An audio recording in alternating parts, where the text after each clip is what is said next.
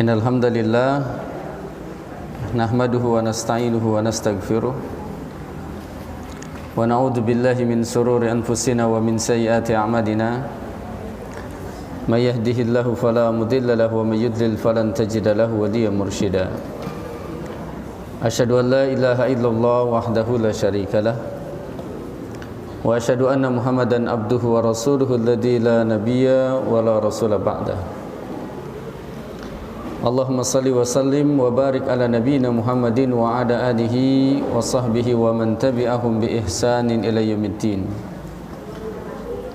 Qala Allah Ta'ala fi kitabihil karim, a'udzu billahi minasyaitonir rajim. Ya ayyuhalladzina amanu taqullaha haqqa tuqatih wa la tamutunna illa wa antum muslimun. Ya ayyuhan nasu taqu rabbakumul ladzi khalaqakum min nafsin wahidah wa khalaqa minha zawjaha wa batha minhuma rijalan katsiran wa nisaa'a wattaqullaha alladzi tasaaluna bihi wal arham innallaha kana 'alaikum raqiba. Ya ayyuhalladzina amanu taqullaha wa qulu qawlan sadida yuslih lakum a'malakum wa yaghfir lakum dhunubakum wa may yuti'illaha wa rasulahu faqad faza fawzan 'azima. Amma ba'd. Alhamdulillah, kita bersyukur kepada Allah yang senantiasa mencurahkan segala nikmat dan karunia-Nya kepada kita. Di kesempatan pagi hari ini, di hari yang ke-21 di bulan Sya'ban, kita masih diberikan umur yang panjang, kesehatan dan kemudahan untuk hadir di majlis yang mulia ini.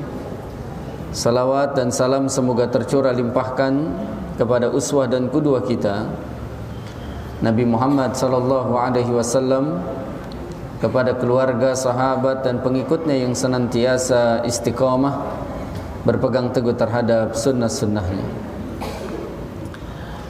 Alhamdulillah, di kesempatan pagi hari ini kajian sirah nabawiyah kita akan membahas terkait dengan posisi Nabi Muhammad sebagai imam kiblatain, yaitu tentang keutamaan Rasulullah atas seluruh para nabi, dan ini masih membahas terkait dengan peristiwa Isra dan Mi'raj. Terakhir kita membahas tentang Isra dan Mi'raj Nabi. Nah, dalam pelaksanaan Isra dan Mi'raj itu Nabi SAW mengimami para nabi di Baitul Maqdis, dan hadisnya sudah kita bahas terkait bagaimana Nabi SAW mengimami para nabi dan rasul. Sebagai mereview saja, mengulang pembahasan kita yang lalu, bahwa Nabi SAW dalam peristiwa Isra Mi'raj itu mengimami para nabi dan rasul di Baitul Maqdis. Dan khilaf para ulama terkait kapan Nabi SAW mengimami para nabi tersebut, apakah sebelum Mi'raj, sebelum diangkat ke langit, atau setelah Mi'raj. Inilah yang kemudian diikhtilafkan oleh para ulama. Namun hadis terkait dengan Rasulullah SAW sholat 2 rakaat di Baitul Maqdis dan kemudian mengimami para nabi telah kita bahas terkait dengan keabsahannya. Demikian pula para ulama berbeda pendapat terkait dengan para nabi dan rasul yang ikut dalam sholat di Baitul Maqdis itu, para nabi selain Nabi Muhammad. Apakah dengan jasad dan ruhnya atau hanya ruhnya saja? Ini juga yang diikhtilafkan oleh para nabi. Yang ketiga, salat yang dilakukan oleh nabi adalah salat seperti kita melaksanakan salat, dari mulai takbiratul ihram sampai salam. Dan itulah salat yang disyariatkan kepada umat Nabi Muhammad dan juga kepada umat-umat sebelum kita, yang mereka juga melaksanakan ibadah salat itu. Nah, kemudian yang menjadi pertanyaan, kemana Nabi SAW menghadap ketika berada di Baitul Maqdis? Di mana Nabi salat menghadap kemana? Kalau kita sekarang menghadap kemana, ibu sekalian? Ke Ka'bah. Tapi awal ketika Nabi SAW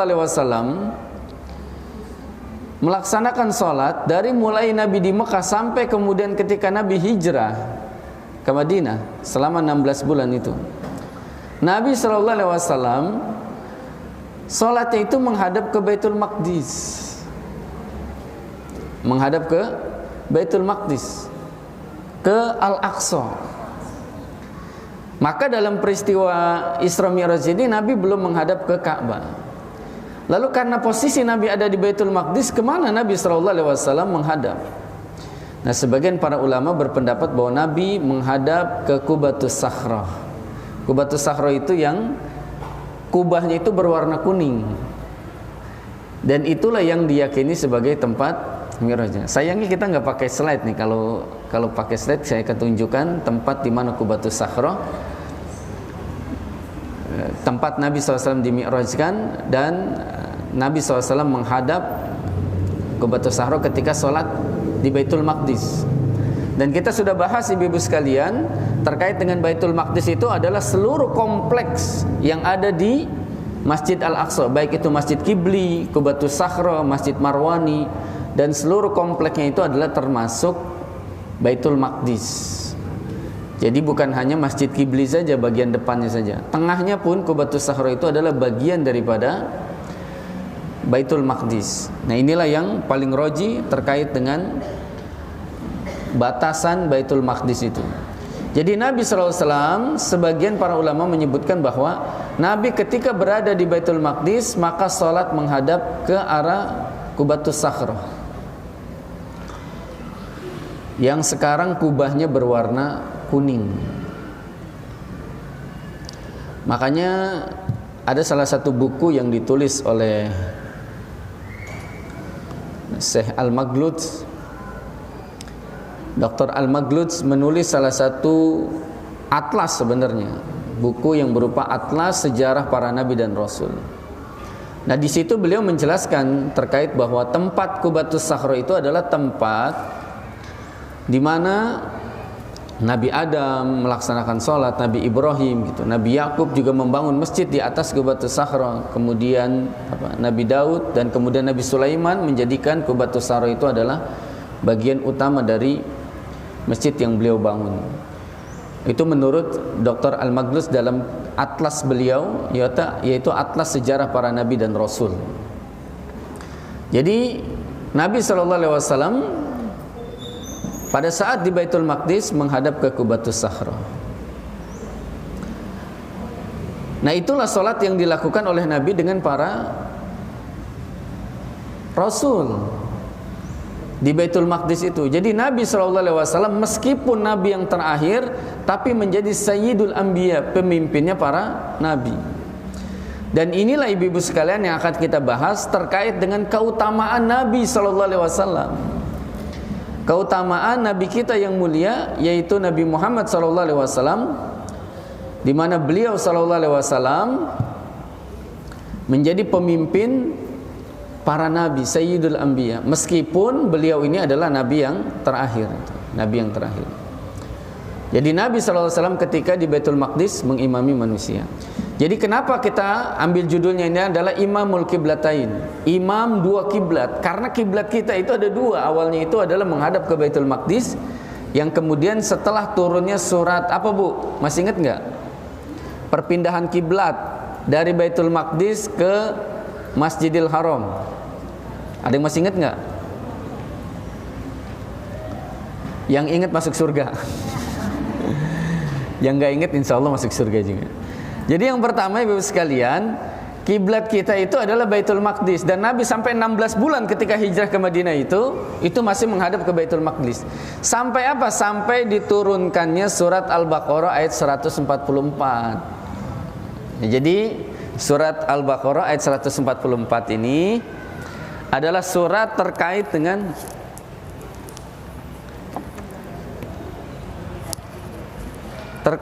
perpindahan kiblat.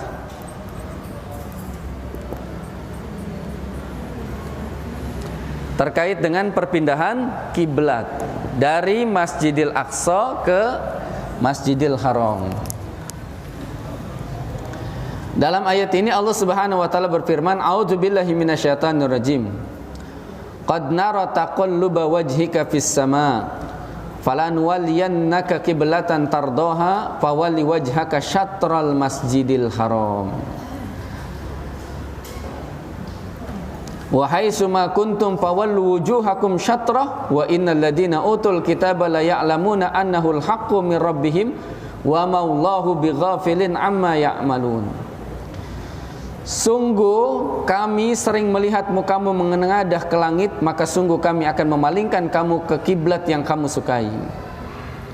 Palingkanlah mukamu ke arah Masjidil Haram, dan di mana saja kamu berada palingkanlah mukamu ke arahnya, dan sesungguhnya orang-orang yang diberi Alkitab yaitu Yahudi dan Nasara memang mengetahui bahwa berpaling ke Masjidil Haram itu adalah benar dari Tuhannya, dan Allah sekali-kali tidak lengah dari apa yang mereka kerjakan.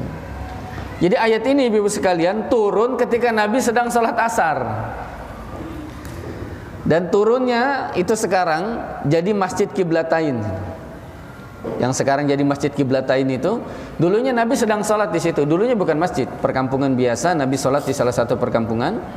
Tiba-tiba ketika sholat asar turunlah surat ini, surat Al-Baqarah ayat yang ke-144. Nabi SAW awalnya menghadap ke Baitul Maqdis, berbalik arah menghadap ke Ka'bah. Jadi membelakangi itu, berbalik arah tanpa membatalkan sholatnya. Baru 2 rakaat pada saat itu, tanpa membatalkan sholatnya. Maka sejak turunnya ayat ini, sejak saat itulah kemudian kaum muslimin menghadap ke Ka'bah.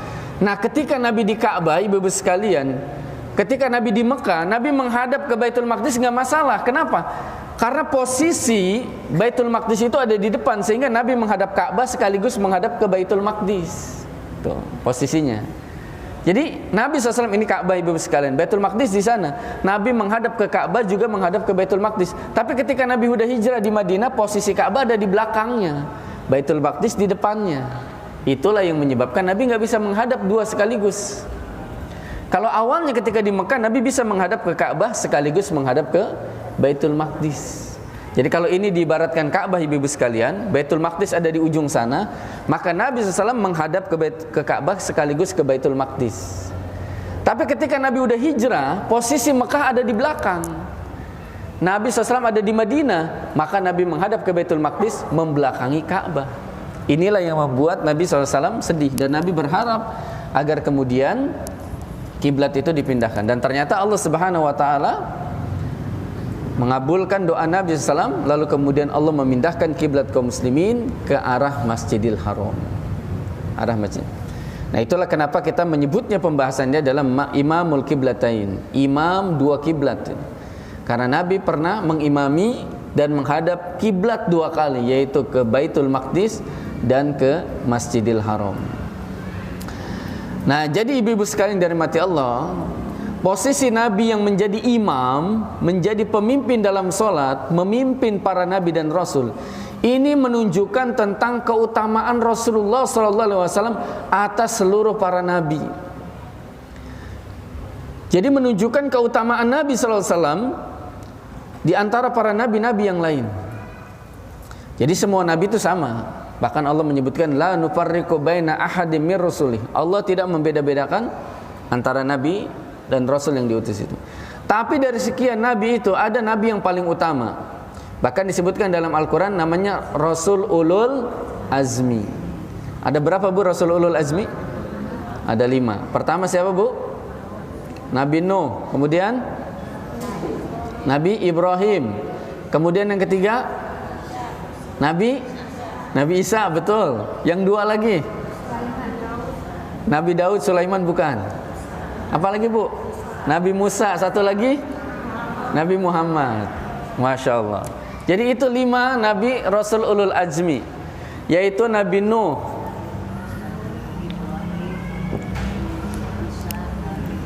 Nabi Ibrahim, Nabi Musa, Nabi Isa, dan Nabi Muhammad sallallahu alaihi wasallam.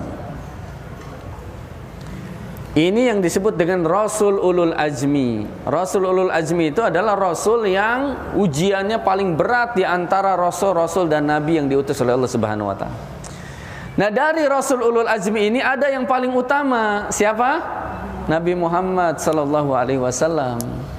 Sehingga beliau disebut dengan Sayyidul Anbiya, pemimpinnya para Nabi. Dan bahkan kemudian beliau mengimami para Nabi ketika peristiwa Isra Mi'raj. Maka peristiwa tersebut menunjukkan tentang keutamaan Nabi Muhammad SAW sebagai Nabi yang terakhir, walaupun Nabi yang paling bontot ya, Nabi yang paling akhir, tapi ternyata menjadi pemimpin di antara para Nabi yang lainnya. Ini keutamaan yang sangat luar biasa. Padahal Nabi diisrokan dan dimi'rajkan itu, ibu sekalian, itu udah menjadi keutamaan.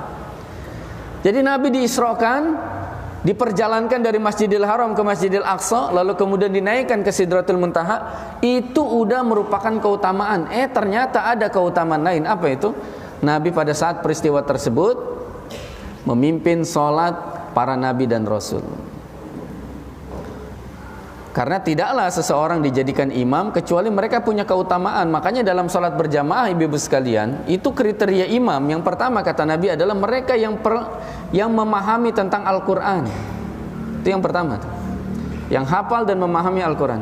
Yang kedua, kalau sama, misalkan ini ada dari jamaah ini ada sama semua nih tentang hafalan dan pemahamannya terhadap Al-Quran, maka yang kedua yang paling mengerti tentang sunnah, tuh orang yang jadi imam tuh, yang paling mengerti tentang sunnah hadis Nabi.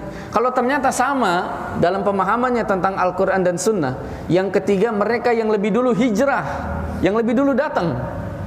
Siapa yang lebih dulu hijrah ke tempat ini misalkan gitu. Jadi atau kemudian sama hijrahnya. Maka yang keempat, orang yang lebih tua umurnya. Lebih tua umurnya. Jadi yang belakang lebih tua umurnya. Kalau ada misalkan jamaah yang lebih tua umurnya, tapi ternyata dari sisi pemahaman Al-Quran dan Sunnah kurang, maka yang didahulukan adalah mereka yang muda, yang mereka lebih banyak hafalan Qurannya, lebih mengerti tentang Al-Quran dan Sunnah. Makanya pernah di zaman Nabi, ibu-ibu sekalian, di pinggiran kota Madinah, di perkampungan. Jadi Madinah itu kan terpecah, itu ada perkampungan yang di pinggir-pinggir kota Madinah. Mereka kan nggak bisa sholat di Masjid Nabawi karena jauh. Nah mereka mendirikan sholat di kampung masing-masing. Satu ketika mereka mendengar kabar hadis ini terkait dengan kriteria imam, bahwa imam kalian adalah mereka yang paling memahami tentang Al-Quran. Yang kedua, kalau sama dalam Al-Quran, maka mereka yang paling paham tentang sunnah. Maka kemudian dicarilah di kampung tersebut, nggak ada orang yang paling paham, yang paling banyak hafalan Qurannya, kecuali seorang anak usianya 7 tahun, namanya Amr bin Salamah. Akhirnya itu anak 7 tahun itu jadi imam di kampungnya. Makanya para ulama menyebutkan bahwa anak itu walaupun misalkan belum balik, tapi kalau sudah mumayyiz dan sudah ngerti tentang tata cara sholat, maka dia boleh jadi imam. Walaupun yang diimamin itu bapak-bapak, walaupun yang diimamin itu lebih tua, tapi karena dia hafalannya lebih banyak. Kenapa Amr bin Salamah ini lebih banyak hafalannya? Karena dia seringkali belajar. Jadi kalau ada para sahabat Nabi yang mampir di kampungnya karena pulang dari dagang atau pengen pergi berdagang, dia sering nyamperin dan dia sering diajarin bacaan Al-Quran, sehingga dia yang paling banyak hafalan Qurannya. Anak masih kecil. Makanya boleh ibu sekalian, kalau ada anak kecil yang sudah paham tentang sholat, ngerti tentang sholat, dan bacaannya bagus serta banyak hafalannya, boleh dijadiin imam. Boleh dijadikan imam. Karena di zaman Nabi pernah terjadi hal tersebut. Sahabat kecil yang dia menjadi imam di kampungnya sendiri. Nah ini menunjukkan bahwa tidaklah seseorang menjadi imam dalam sholat kecuali yang paling utama. Nah di antara para nabi dan rasul, nabi yang paling utama dijadikan sebagai imam. Nah ini menunjukkan para jamaah yang dirahmati Allah bahwa Nabi SAW jelas memiliki keutamaan dibandingkan dengan para nabi-nabi yang lainnya. Bahkan ibu-ibu sekalian, Allah Subhanahu wa taala di dalam beberapa ayat Al-Qur'an menggandengkan nama Nabi dengan nama Allah, digandengkan. Contohnya misalkan di dalam surat An-Nisa ayat 59. Surat An-Nisa ayat 59, Allah Subhanahu wa taala berfirman, A'udzubillahi minasyaitonir rajim, Atiullaha wa atiur rasul. Taatlah kepada Allah dan taatlah kepada Rasul. Jadi taat kepada Allah dengan taat kepada Rasul disandingkan. Berarti ketaatan kepada Rasul berarti taat kepada Allah. Maksiat kepada Rasul berarti maksiat kepada Allah. Maka ketaatan kepada Allah dan Rasulnya, yang dimaksud Rasul di sini adalah Nabi Muhammad, maka ketaatannya bersifat mutlak, ibu-ibu sekalian. Wajib kita taat kepada Nabi, nggak boleh membangkang.